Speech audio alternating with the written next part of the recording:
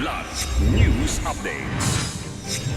Mga balita ngayon, lalaking Marine umano'y binarilang asawa bago nagpakamatay sa loob ng kampo sa Zamboanga. Pagsasalin ng 12 million pesos na halaga ng diesel ng 10 individual, huli sa akto sa Navotas City. 21 na mga individual sinagip matapos magkaaberya ang bangka sa karagatan ng Palawan.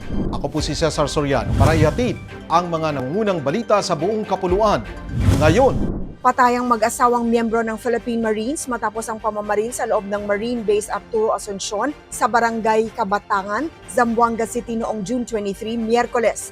Kinilala ang mga biktima na sina Staff Sergeant Julian Arzaga Santillan, 37, at ang kanyang asawang si Staff Sergeant Dante Santillan. Batay sa paunang investigasyon ng Zamboanga City Police Station 7, pinaniniwala ang binaril muna ni Dante ang kanyang asawa bago niya pinaputukan ng sarili sa loob ng kampo.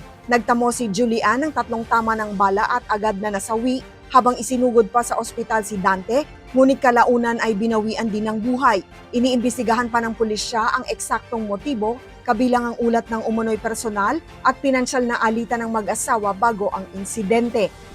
Arestado ng Criminal Investigation and Detection Group o CIDG at Maritime Police ang 10 lalaki matapos maaktuhang umano'y naglilipat ng diesel fuel mula sa mga bangka patungo sa isang tanker truck sa Barangay Tanza 2, Navotas City noong June 22.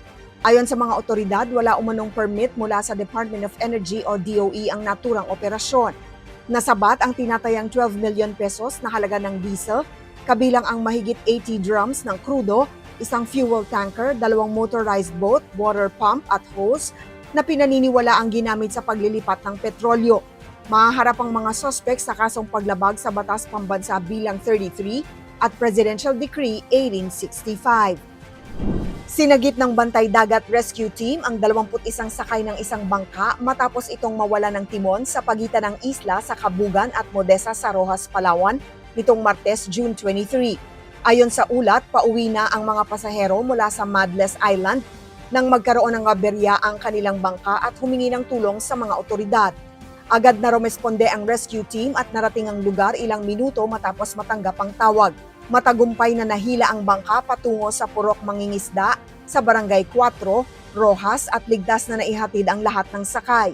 Wala namang naiulat na nasugatan o nasawi sa insidente. Para sa Kidlat News Channel, ako si Rosalyn Sinchonco, nag-uulat. ako po si Cesar Soriano, kasama nyo sa bawat pagputok ng balita.